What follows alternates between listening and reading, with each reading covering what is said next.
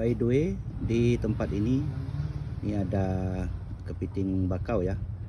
Di daerah ini ada kepiting bakau dan tempatnya ya bagus ya, sampai ke arah sana, ke ujung sana.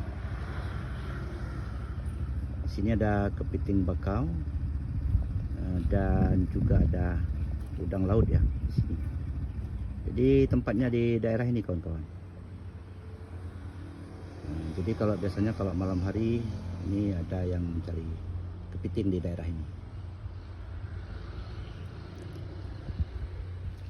Jauh ini tempatnya, ini sampai ke arah sana. Jadi ke sana.